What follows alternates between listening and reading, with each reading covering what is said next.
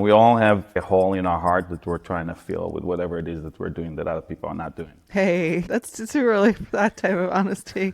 The Feelings Check-In is a podcast for people who love to listen to two women overshare about the challenges of building a business, navigating careers in tech, and trying to have a personal life. I'm Natasha Hoskins. I'm Deana Burke. And this is Boys Club.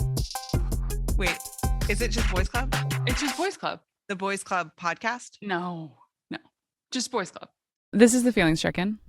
This is a podcast where Deana and I talk about our feelings, and we bring on friends and very smart people to talk about their feelings and their businesses and their lives. And we have a very special guest today. We had on Ben Rubin, who is a serial entrepreneur.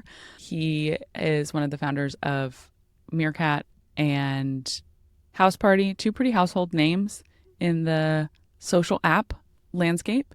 And he is now building towns, and a really smart guy with some really deep emotional intelligence around his work, which I always appreciate. Yeah, I agree. High EQ guy. Yeah, today's conversation is spiritually centered in the idea of product market fit, PMF.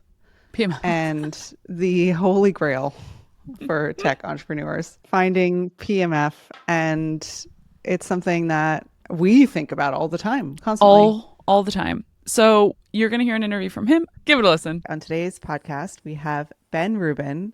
Ben is the CEO and co-founder of Towns, a decentralized messaging platform. Prior to Towns, Ben founded two venture-backed startups, Houseparty and Meerkat, which listeners may recognize, scaled to many, many millions of users. Houseparty was acquired by Epic Games in 2019. Now you're a Web3 consumer social guy, and we're excited to chat with you about that. Welcome to the show, Ben. Thank you. Thanks for having me, Deana. We're super excited to talk with you. Without gassing you up too much, I have heard from many people that you are one of the best thinkers when it comes to social applications. You think a lot about user experience and digital spaces. I know that your background is in architecture, and you've kind of moved that thinking into how people engage and interact online. So I want to start with your background a little bit. I want to talk about your experience building Meerkat and Houseparty, and specifically sort of how you saw users engage with those platforms. Yeah, you got to kind of the guiding force, I guess, of all of it, which is the architecture. I always wanted to be an architect since I was a kid. I always knew I'm going to be an architect. I think the one thing that was different is that I think in third year or something like that, I was just like, I think digital buildings could be cooler, and there's much more to build and explore and rethink when people just like walk around with a portal to a different, engagement in their pocket. Now, obviously that comes with a lot of things we and I don't like that kind of takes away from being present. But I think there is a sense of togetherness that can only be manifested when not everybody is in the same room. And in a sense, that's been like a motivating factor for me for the longest time, like for, maybe 13 years. I left school to build this. So I really care about I don't know why. I don't know what is that, we all have kind of like a hole in our heart that we're trying to fill with whatever it is that we're doing that other people are not doing. Hey, that's too early for that type of honesty. No, it is. It's true. Might as well acknowledge that, right? Mm-hmm. So I think, I understand the shape of the hole, but I still don't know why it's there. That's kind of a life journey. But for me, bringing people together and finding opportunities how to create interesting dynamics is something that I find a lot of creativity and energy and motivation to do. And I feel, to me, it's very satisfying. Can we talk a little bit, just for folks who aren't familiar, what Meerkat and Houseparty were? They were very much household names in the consumer social landscape when they were started. And I think what sets you apart from a lot of maybe other founders in Web3 is that you have built and scaled an app with millions and millions of users. So can you just quickly tell us a little bit about what those two products were, and then want to pivot into what you're doing with Towns right now? So coming out of architecture school, what I wanted to do is just to do live presence of people on the phone. So I started a company called Life on Air. And Life on Air we tried so many ways to do live streaming on the internet. And at the time, there was like so many ways to go live on the internet. And after like 2-3 failed tries with different products that we introduced, we kind of understood the funnels, or like basically like how many steps it takes to a user to get excited about something. And we realized that, okay, the problem is that people don't really want to build another social graph in your platform. So Meerkat was an attempt to create a one button go live to all your Twitter followers. That's what it was. And we were able to do it, like first time was like 2 clicks because you needed to auth your user. But after that, it's literally 1 click go live and all your followers see it.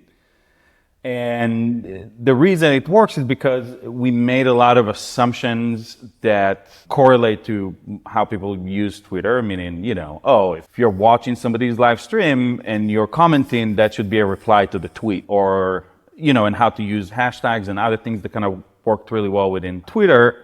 And it made every live stream become viral in a way that people felt like it makes sense. Nobody was like, why is it doing these things on my behalf? Or this doesn't make sense, this is spammy. There was also a lot of, intention in how we organize the user interface. It's the first product that had, the people who are watching you on the interface, which is now kind of like something that happens everywhere. And also to take a lot of social, like location, geotagging, hashtags, and things like that. Oh, cameos into live stream. That's like Meerkat OG, like picking up somebody from the watchers and bringing them on stage.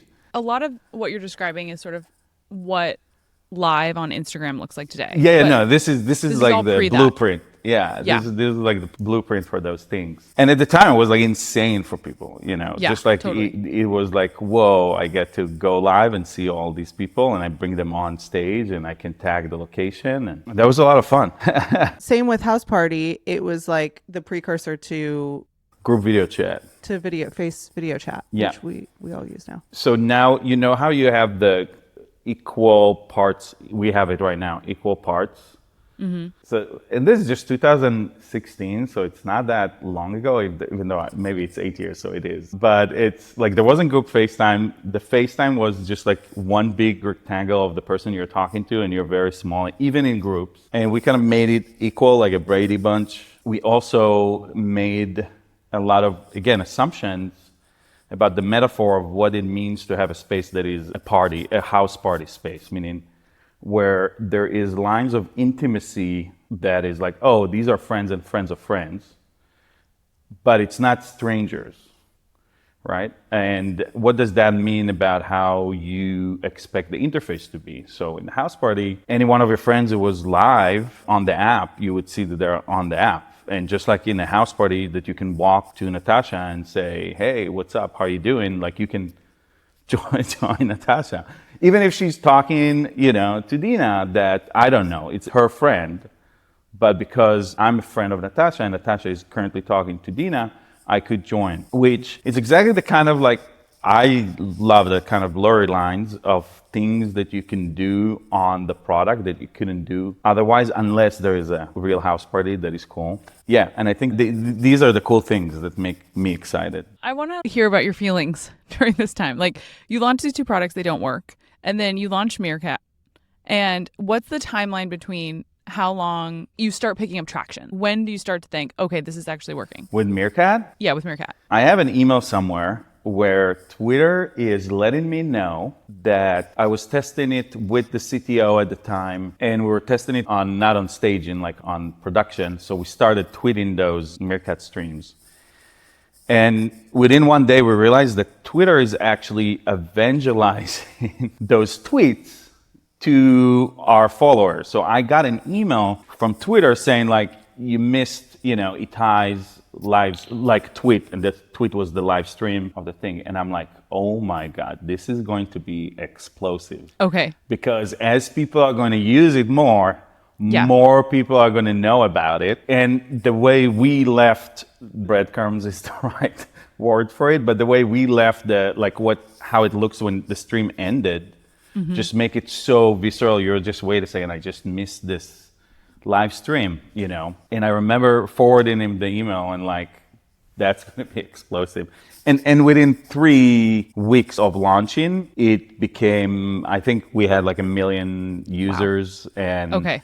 Whoa. yeah. That's crazy. Yeah. That's insane. That is crazy. And a week after, it was like Jimmy Fallon was live with Seth Rogen, like, and we did nothing to make it happen beyond, just the product. Building it. Yeah. It reminds me of the story of the Twitch team where they started, they had tried a lot of different streaming things first, Justin TV or something like that. And then the gaming stuff was like their fifth try or something. And it was kind of accidental. And that's so cool. It's so fun to hear about that. I want to pivot to Web3. So you had all this success in Web2. Yeah. Now you're building Towns. Tell us about Towns. What is it? So Towns is, in a lot of sense, it's just still communication. People ask me like, oh, are you a crypto founder or Web3 founder now? And I'm like, no, I just really am curious about what is a graph. Like we know all the graphs so far, right? We know Friends is a graph. We have a broadcast graph that's Instagram and Twitter. Friends graph is what we know from Instagram closed profile where you need to accept, and Facebook. We have a semi-permissioned address book with WhatsApp, meaning if I have your number and you have my number, therefore I'm allowed to text you on WhatsApp. Kind of makes an assumption that if we both have each other's number, then we're allowed to talk. But we do not have a graph of, we have a shared experience. We're listening to the same music. We're going to the same restaurants. Our political opinions, when you think about things like Polymarket, in a sense, it's a graph of people who are so into candidates or so into the result of a candidacy or sports that they're putting money behind it, which creates actually, the side effect of it is creating a graph of behavior. A graph of behavior that is open. And this sounds so weird, but when I think about designing digital spaces, the dimension that is really interesting to play with is the dimension of how people are coming together. And there is an opportunity to bring people together based on shared experiences and action taken versus I have your number, you have my number, I asked you for friendship, you accepted it.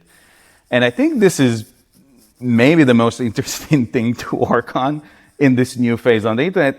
To be honest, I don't care if it's blockchain or it's a horse or a carriage. Like, if it pulls that weight, I'm there because that's the important part for me. I think about, fan groups like Taylor Swift fan group. And now then I think about what does it mean to them and what does it mean to me as a fan of not Taylor Swift, but I do have a couple bands that I'm as excited as a Taylor Swift band on. But the reason I bring Taylor Swift is because Live Nation actually have some experiments where in order to combat bots, they enumerate the action of purchasing a Taylor Swift ticket and actually the same user going and checking into the stadium as a transaction on chain in order to have an understanding that is, who is a real purchaser and who is a bot purchaser. The reason I'm bringing Taylor Swift is because here's an example of some proof of attendance that can be spun into a fan group that is only people who went to 3 out of 10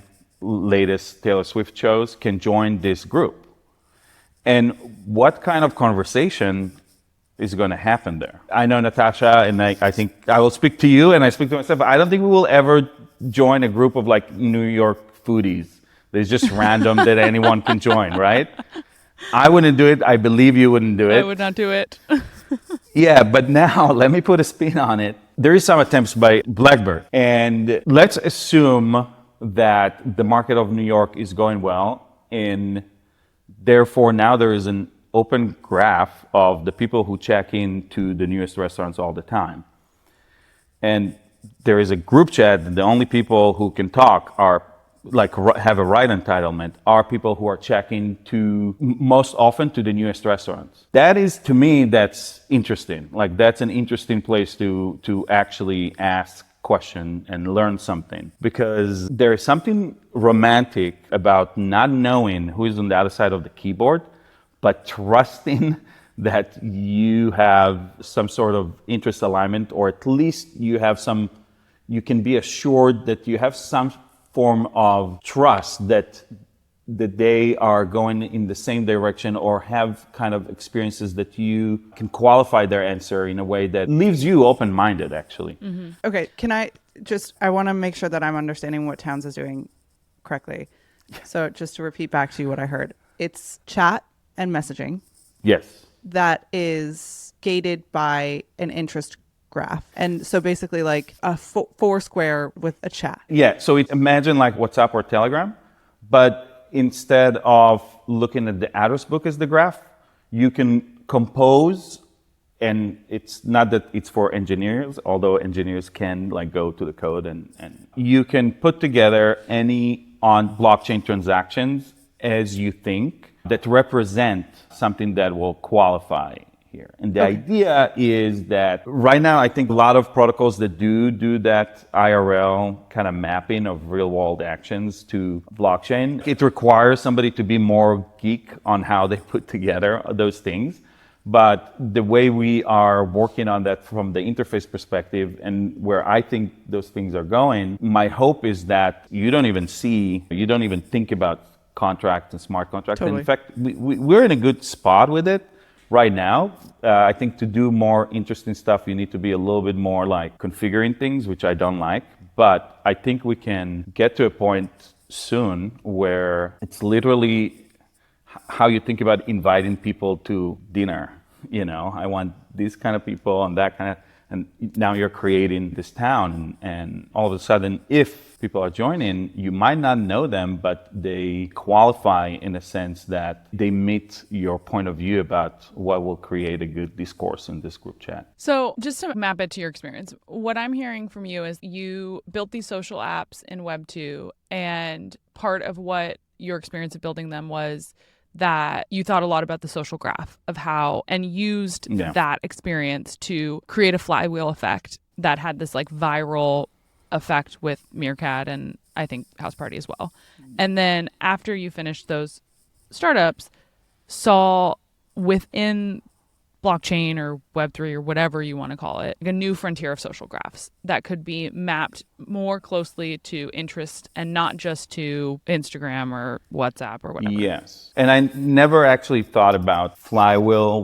When we do work of thinking about the funnels of the user, we never think about flywheel in the sense of the flywheel. We're thinking about it, is it going to contribute for somebody to get an experience that they then go and talk to their friends about? And only that's the flywheel I care about. So it's never, there's a good friend of mine actually on the internet, Nikita Bear, who is only focused on how do you get people to post stuff, you know, and like how, which is a different approach on how do you get them to decide that they're so excited that they want to share. So like, you know what happened today? Say more about that.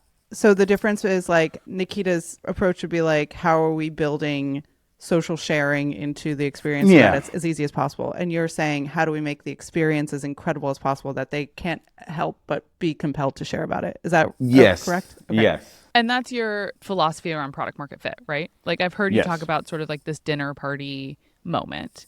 Yeah. Can you share a little bit about how you think Absolutely. About that? I think before you put a product out, like actually out, like you launch, there is only, I think, one point of view that matters, is the point of view of whoever is the head of product, whoever holds that 0 to 1, that embryonic stage, I guess, of the product. Because you can't do design by committee. And what's important in that moment is to ask yourself what will get you, what kind of experience will get you to say, in a dinner table, to say, you know what happened today? And you actually share like, today I did this thing that I wasn't expecting, therefore 1, 2, and 3 happened. And then ask yourself, what is the thing that you're saying, right? And you know, as we were going through this experience with Towns a year ago, one of the things that I was so adamant about is like, nobody starts, today I connected a wallet. Like nobody starts that. Like they're just like not going to work. And nobody is like, today I installed a PWA, like a progressive web app to the thing. Like people just don't do that, you know? But I do think today I joined a political group of only people who bet $100 or more on Donald Trump. That's cool. I think I don't know if the group is cool, but I think that's an interesting discussion for everyone in the table to talk about what is the kind of conversation that is happening inside of a group chat where only people who made certain amount in trading over the past month are able to engage in a conversation. Couldn't be me. I would not be part of that We group. are locked out of that particular chat. But I think this is so fascinating. No, but just to add one more thing, like I was at my friend's wedding and I didn't have what he considers an appropriate shirt. So I went to Prada and I bought a shirt from Prada that is a white shirt that he liked. Great. And I got like a little thing that came with the shirt because they now put those purchases on chain, a chain that's called Aura or something. Mm-hmm. Oh, yeah. I was like, I don't know what kind of sketchy places people trade, Prada, vintage Prada, other designer thing, but I for sure think that there is something interesting where people can say, hey, I'm qualified to be in this conversation because I am either trading, purchasing, helping people buy certain products, right? In the Prada shirt chat. Fancy boy chat. I also am not in that one. But okay, it's so fascinating. And I really respect your approach to thinking about design. And it's so human first. And I could tell that like is really your principle. And I think that a lot of crypto and Web3 founders need to take a page from your book for sure. I think that one limitation could be that there's not a lot of non-financial on-chain actions that would lead to like a really robust, like interest-led chat app. There's sure the example of the Prada shirt, and the Aura blockchain, but no, but that's also derivative of financial. It is, I yeah. agree. And so I'm wondering, like, it feels like there needs to be an inflection point in on-chain actions. Really I mean, I could see version 1 of Towns. No, Deana, I completely agree with you. By the way, I agree with you. And that's the biggest risk here is that it doesn't grow beyond that. I am hopeful that another fun and kind of like playful place where it happens is some games there's not enough games that are like not crypto games that also have on-chain footprint, but there are new ones and more joining where there is some on-chain footprint. Where I think it's actually is interesting, I have stopped myself from playing games like 10 years ago. I haven't got back because I just I get too deep into this. Sometimes I play here and there out of curiosity, but like I do remember that it's like really hard to find other people to play online with that are at your level. Even like if your level is just basic, so you don't like embarrass yourself. And there are things that can be very helpful once people have certain skill or certain loot or certain overlapping things where you know that if you go to that group, these are people who are playing these 3 games, they're in this level and are in this certain skill or have this certain loot that you're looking for or certain weapons, I don't know, whatever is on chain from that game. So I think that's an interesting one. Education is not there. Work is not there. Well, you got Gitcoin, but that's also a proxy for financial things. Another dynamic that I think is in play is the fact that there's going to be a lot more pressure, market pressure, to enumerate behaviors of humans on chain because of AI growth. So there's going to be so much things that have infinite replication to the point that you cannot identify what's real and what's not. So there's going to be incentive alignment by the market to actually say, all right, if you accept all cookies, you're also accepting, the fact that we're going to track your behavior to make sure that you're the human and nobody's pretending to be. So yeah, I agree with you. I want to ask you about what you think about the current Web3 social landscape. This is something I feel like a lot of people are very excited about. People are claiming that it's where there's some fit Web3 social applications like a Lens or a Farcaster. I'm curious what you think about them. I am very skeptical. They all seem like just replicas of current social platforms that we already have. They don't seem novel. They don't seem particularly distinct in what they're offering to the users. I'm curious if you have any thoughts around that. Drag 'em, Natasha. I'm sorry. Unless you want to sponsor this podcast and then my heart will change. First of all, Towns is not going to look very different than a Discord or Slack or something. It's not, Yeah. Is that intentional? The scars on my body taught me, my abstracted body, that you need to pick whether you innovate the medium or you innovate on the graph. If you do two, you're losing. It's too new to the user. Okay. Like WhatsApp is a new medium of large group chat on the address book graph, which was an old graph, right? Instagram, you take the broadcast graph, which was introduced by Twitter, which at that point was familiar to people, the broadcast graph, and you put the medium of like, oh, and you got the iPhone, you got the camera, you take a picture, you put a filter, which was the innovation of the medium, and then you put it on the broadcast graph, right? Twitter was an old medium, text, on a new graph, broadcast. So there is always this kind of dynamic where, you kind of Tarzan between medium and graph, but it's never two together. It's never both of them together. And what the motivation with Towns is actually create conversations that are order of magnitude more meaningful because they use this new graph that people can just come together without knowing who they are, but trusting that they have some form of shared experience. So inherently, this conversation should be much more substantial because otherwise the people wouldn't be here, right? So sure, it influences some of the nuances of how you do the medium, but you definitely, group chat is kind of figured out. You don't want to mess with it. And as for your question about like Web3, so I really don't think about Web3 or Web2. I don't think about her at all. I don't think about that. I really Okay. don't think about it because it's like we're talking about paintings or we're talking about sculpture or we're talking about music, and nobody's going and saying, what do you think about the new marble sculptures? Or you think about these people who are now, like maybe they do, but that's a moot conversation because what we should be asking ourselves, what are the kind of new feelings or feelings this thing evokes that it didn't before, right? What kind of reflection I can have through this on my own experience that I didn't have tools or language before? Because I think otherwise, like, what are we doing? I think that one thing that Farcaster suffers from in particular is, by the way, I use Farcaster. I really like it. I enjoy the sort of interest graph that they've built. It's not gated in the same way that it sounds like you're describing, but I love Reddit. I love an interest graph first platform. I love Reddit. Love Reddit. So I'm excited about what you're building. I think that a side effect with Farcaster is that there's a lot of people that are just on there talking about crypto or in Web3. And kind of it has self-selected for that kind of person and then therefore that kind of conversation. So they're not talking about what the marble structure invokes and what the feeling you get from the art. They're talking about layer 2s and layer 1s. And so I think that that's like a risk when you're building. And I'm wondering when we push past that, when we stop talking about Web3, stop being so self-referential and start talking about whatever the thing is that we're actually interested beyond the technology itself.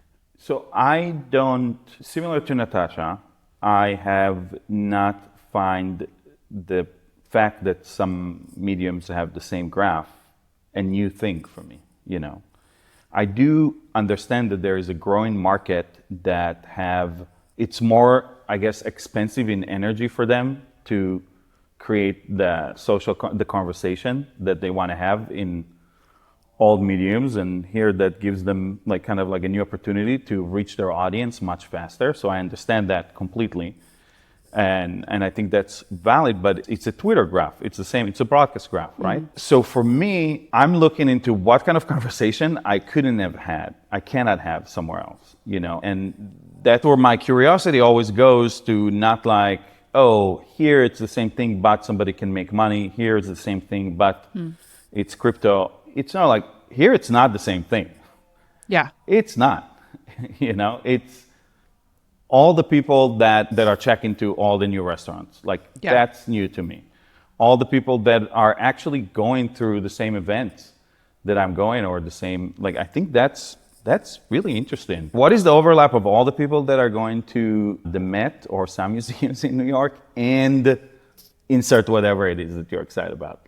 That's very interesting to me as a point of reference, as a dimension in a group that is not just 20 or 10 of my close friends. Yeah, I love that. Okay, one final question here. I have heard you talk about entrepreneurship as creation, and at the beginning talking about filling the hole in our hearts.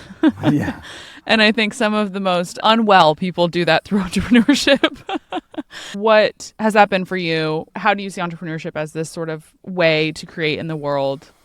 I'd love Yeah. to hear you talk about that a little bit. So I think there's one meta imbalance that I think exists, which is we men cannot create life. We just can't. So something I'm realizing about myself is the more I try to understand why I care about creation, and I cook and I play piano and I learn about piano and I learn about cooking and I learn about basically everything that I'm excited about. I spend time in trying to understand why I do that. And I think that if you get to build something that other people use and then it starts having kind of a life of its own, if you're lucky, you might get, very close to the thing you will never be able to do, which is creating life. And evoking feelings, which is why I love cooking and hosting or playing piano, which is, it's just like there is something about introducing some form of a ripple effect that has a life of its own that, to me, it's the essence of why I build stuff. And, I used to be upset that I don't go to war on those things, In Houseparty, there was a moment where it was end of 2018, early 2019, we realized that we're not growing past the high schoolers. And I looked at all the users that are using the product that are not high schoolers, and there's people that are using our desktop product for just work. And I wrote a 4-page memo to the board about how we're going to introduce Houseparty for work, and it's going to take 9 to 12 months. And I put 4 points about why remote work is on the rise and how we're going to do it. And the entire leadership and the board were like, no, we need to sell it. And for me, it was either I go to war or I just let it be, let it flow. And I didn't go to war because, and sometimes I reflect on it, because if I did go to war, then you play 9 to 12 months after, Houseparty was already under Epic Games, but it grew in 100 million users. Only in that scenario, we would also drop Houseparty for work as during pandemic, and it would be a different result, And sometimes I'm the fact that the way I put my energy out, that's okay. That's part of it. Anyways, I don't go to war for my part. Ben, thank you so much. It was so fun to talk with you. I love the way that you think about these things, and it's always fun to talk to you. Thank you for having me. Thank you. Deana, nice meeting you. Really nice to meet you. Thanks for coming on. Bye-bye. Great episode. Smart guy. Smart guy. I know I said this in the interview, but I really appreciate getting the opinion and perspective from someone who has built and scaled real products before. Mm-hmm. I feel like, I'm sorry. Is that too harsh? It's a dunk on literally every other person who's been on this podcast. Oh, no. It's not about people we talked about in the podcast. It is people that, we talk to just going to conferences. We're constantly on the road and talking to different entrepreneurs, and I appreciate the spirit of each and every one of them, and each and every one has a courageousness and a go-getter attitude that I really love, and it energizes me. And that, I think back even to our Indiegogo days, working in and around entrepreneurship is so energizing, and it takes a level of delulu to believe in the vision of your thing so much that you're going to sacrifice everything to try and make it happen. All that said, there are people who are doing it for the first time, and there are people who've been around the block. And I think that he has been around the block and he's seen a lot. And I think that brings, I don't know, just a sobriety. Yeah, totally. And I think that is just really refreshing to talk to someone who totally has that perspective. I totally agree. And I think when you talk to people, young entrepreneurs, often, myself included, there is a manic aggressiveness around their thing needing to work that speaks to a naivete around entrepreneurship sometimes. And when I talk to seasoned entrepreneurs, they don't have that. They're very sober about, I'm working on this thing. This is what I think it should be. This is why I think it's important. My experience speaks into why I think that this thing should exist in the world. And there's a quiet confidence in that type of entrepreneurship and leadership and that type of founder that is really nice to be around and really nice to talk to, because it takes some of the frenetic, manic, fear-based energy that comes from starting your own thing and trying to make it work in the world out of the conversation. And it gets to much more interesting and much smarter, I think, perspectives on why they're building something, and also why you're a builder in general and why you're a founder in general. And I feel that from this conversation and other more seasoned entrepreneurs, I think. And that's been really nice. Yeah. You had some feelings that came up from this pod. I did. I had some feelings that came up, and I've been kind of sitting in them for the past bit. And I think what it boils down to is the grass is always greener, first of all. Always. Always. In this case, I left the call being jealous of, from where I'm sitting, what looks like a simplicity in the challenge that he's taken on, which is that he's building a thing. It's an app. It lives outside of himself. It's a thing that he has assembled a team to work on that exists outside of Ben Rubin. And that app he is going to take to market, and he's going to do a number of different things to market that and to try and find the holy grail of product market fit.